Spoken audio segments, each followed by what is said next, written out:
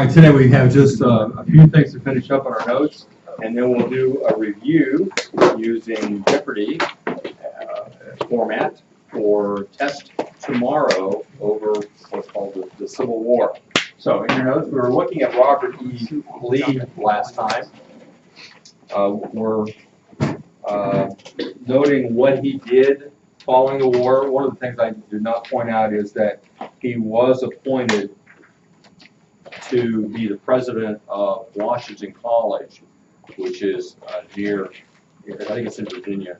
After his death, it was changed to Washington Lee College. One historian has said concerning Robert E. Lee this: Robert Lee was one of the small company of great men in whom there is no inconsistency to be explained, no enigma to be solved.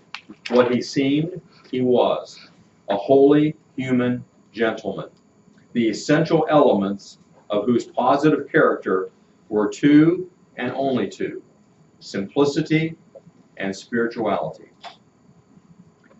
President Franklin Roosevelt once declared, "We recognize Robert E. Lee as one of our greatest American Christians and one of our greatest American gentlemen." But Lee described himself this way. He said he was, quote, "nothing but a poor sinner trusting in Christ alone for salvation," unquote. Robert E. Lee was truly a great man, as most would recognize. I think, did I mention before that his application for citizenship was lost and not discovered until, let's see, what's the date? My notes just went away from me.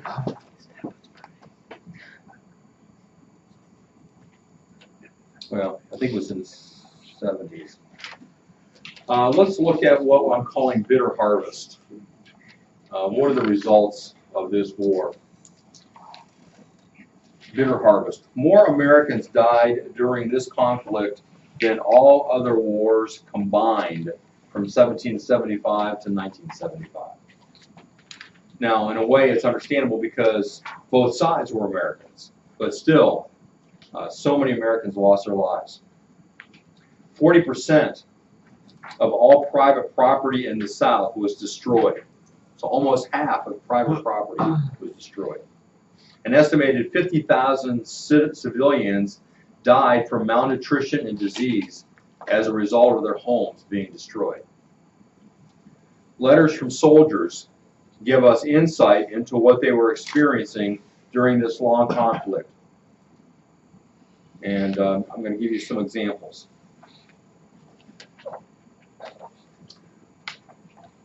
A man by the name of George Deckard wrote to a friend in January of 1862, "I hope we will have something to do, not because I want to get into a fight, but if there is fighting to do, I'm willing to bear my share so as to have this war over as soon as possible, so I, if alive, can return home." Another person wrote to his family in 1864, "Of course I saw a great many hard sights the day of the battle, but I will not tell them, ever." A man wrote to his family on Christmas Day, 1861, "My dearest wife and babies, a healthy Christmas to you all.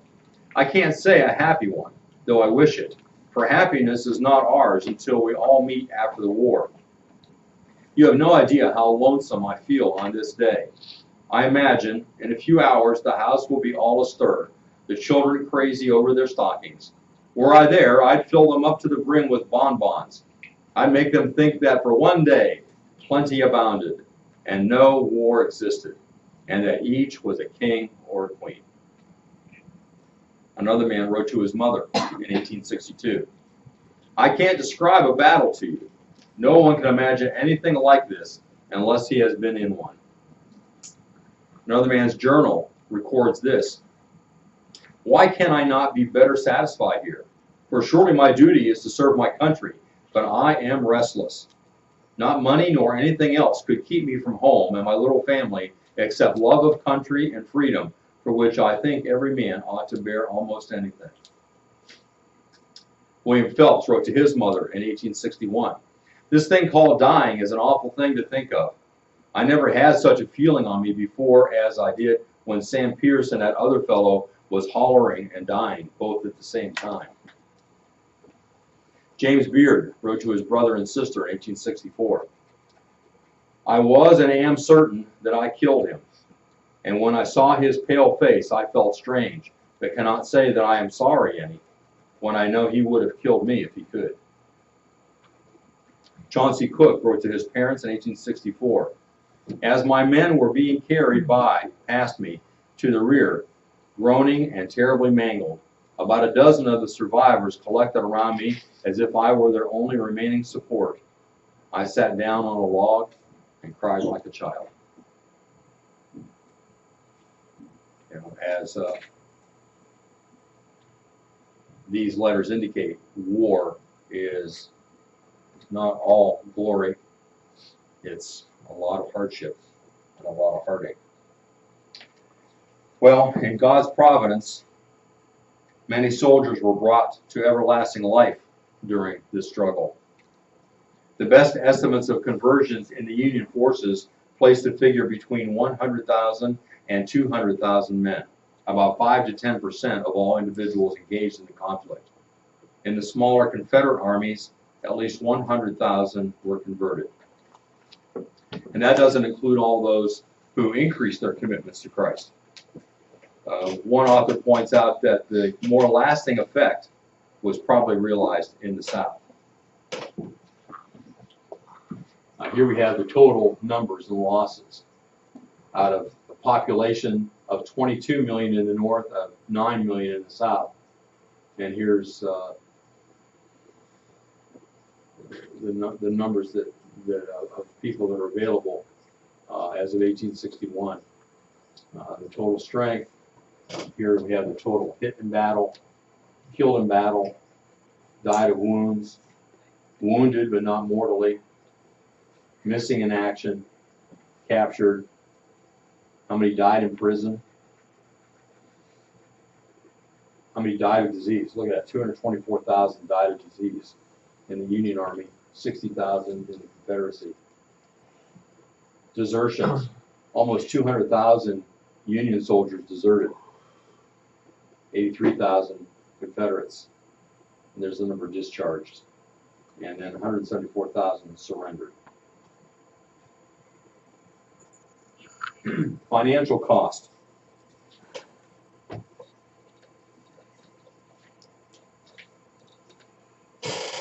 Cost $727 million to clothe and feed the Army, the Union Army.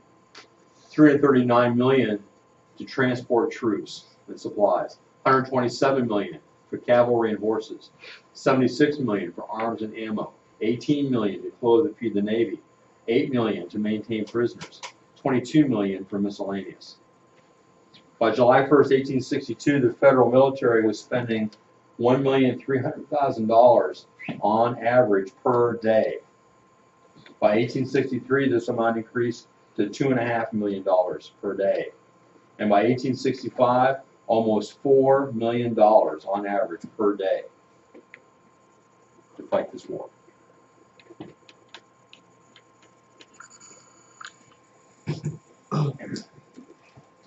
On Friday, Good Friday, April 14th, 1865, John Wilkes Booth assassinated President Abraham Lincoln. Lincoln had wanted, as you remember from his second inaugural address, reconciliation for the South with, quote, no persecution, no bloody work, unquote. Ironically, his untimely death may have been the worst blow the South could endure.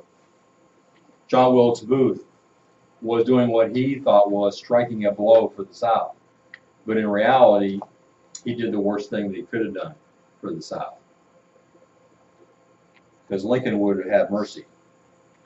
Could have maybe stood up to the Congress of radical Republicans.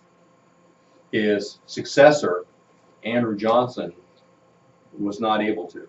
He tried. But Andrew Johnson, who ran with Lincoln for the Lincoln's second term, was a Democrat from Tennessee. A Democrat, so he was a Democrat, trying to bring the northern parties together. He grew up uneducated, was taught to read by his wife. So in the Republican Party, he really didn't have much respect.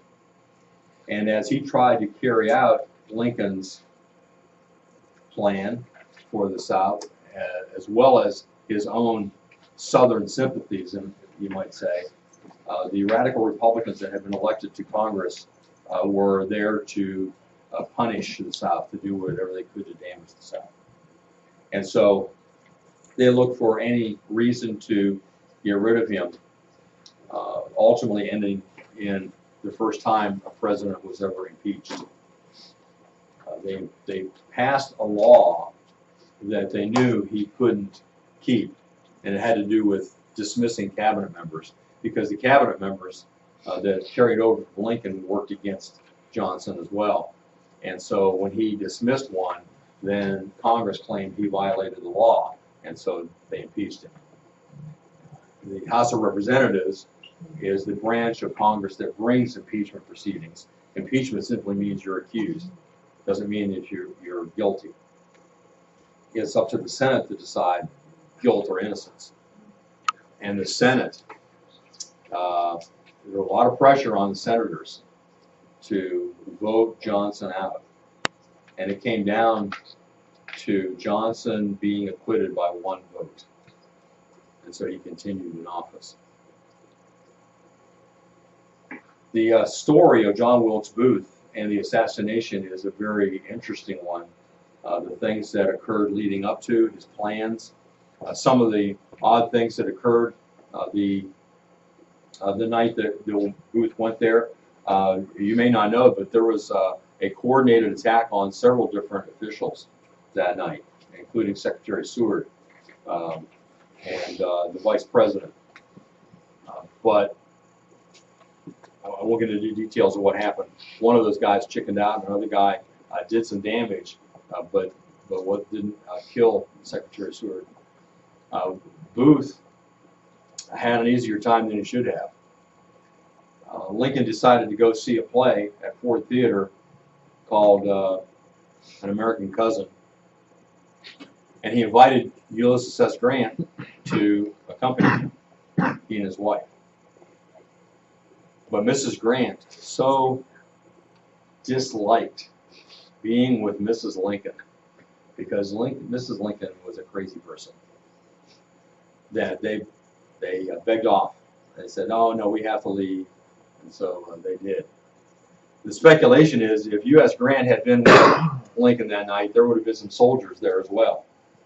And Booth would have been prevented from doing what he did. Another factor was that Lincoln gave his own bodyguard the night off. And there was a substitute, a military soldier that was stationed to be with him. And while the play was going on, he got thirsty. So he went across the street to a bar. So there was nobody on duty. Booth had scouted out the place ahead of time. He was an actor, so he knew the theater very well. And he was able to make a hole in the wall so he could see into the area where the president would be sitting.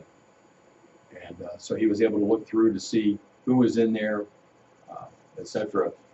And of course burst through the back door of that, shot the president in the back of the head, and shot, I can't remember if he shot or stabbed there was a military person there that was a guest of the president. And then he jumped out of the balcony and grabbed one of the curtains hanging there and came down on the stage, and in the process broke his leg. And shouted out the Latin phrase, "Death to all tyrants," which is also the state motto of Virginia.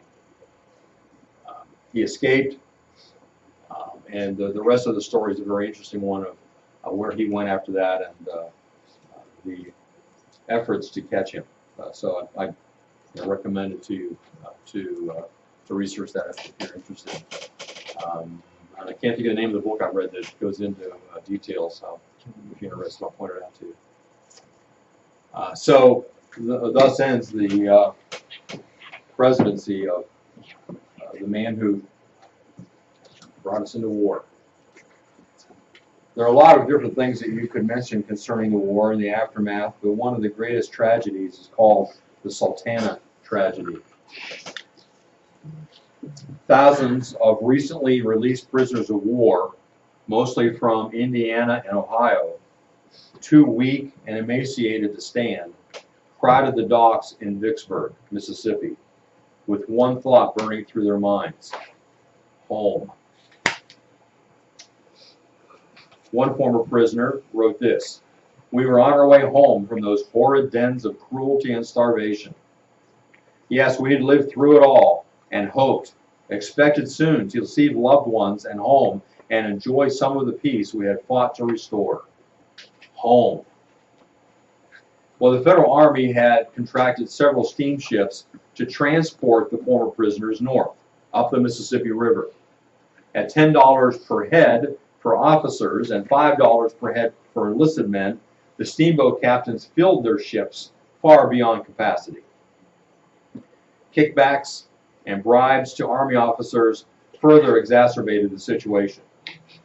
Sultana, designed to carry just 376 passengers, soon groaned under the weight of an estimated 2,400 passengers. To make matters worse, Sultana was having trouble with her boilers. Remember, boilers creating steam is how they operate the wheels, that the paddle wheels that move the ship forward.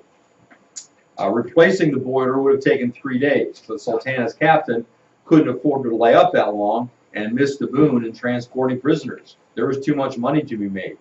So he ordered a hasty patch of a bulged boiler plate with one of less thickness. Now, if you think about it for a minute, if you've got a boiler, a certain thickness of steel, and then you put a patch on it that's less thick than that, what's likely to happen?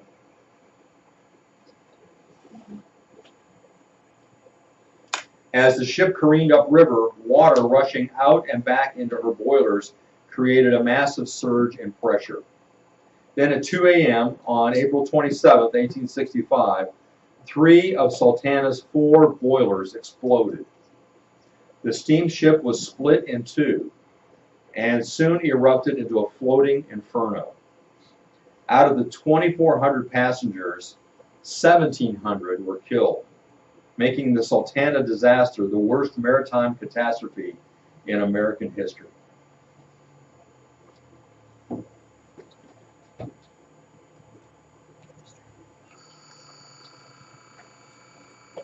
View of government. Republicanism is the view that people do not vote personally for every item, but you send a representative. It's representative government. The people are the ones responsible for the government that's over them, and the government then responds to the people. So there is a relationship there. It's ruled by the people, for the people, as Lincoln had said in the Gettysburg Address. Now, the worldview for this comes from a Calvinistic worldview. It's understanding the sinfulness of man, and therefore there needs to be a division of government, division of authority, not authority in one person. The authority for this worldview and for this form of government is Scripture itself. Now, contrast it with the idea of democracy. In democracy, the people are totally in charge, and it's the people that run the government, and it's of the people, by the people, for the people. This comes from a worldview of deism and transcendentalism. So where the people are in charge. That's where we have been moving since Andrew Jackson's presidency, and became more dominant after Lincoln. So that people are more and more in charge of government, rather than electing officials that you understand are maybe better equipped to make decisions. And so today there's a move to get rid of the Electoral College. Where does that come from? It comes from this worldview. It comes from this perspective. It's a misunderstanding that our country is a democracy. Our founding fathers hated the idea of democracy. So what's the authority? It's reason and intuition. And that's what they say. I mean, they'll say, that doesn't make sense that the person who wins the most votes shouldn't be president. Yeah, but there's a reason for the Electoral College, and they don't understand or don't want to understand it.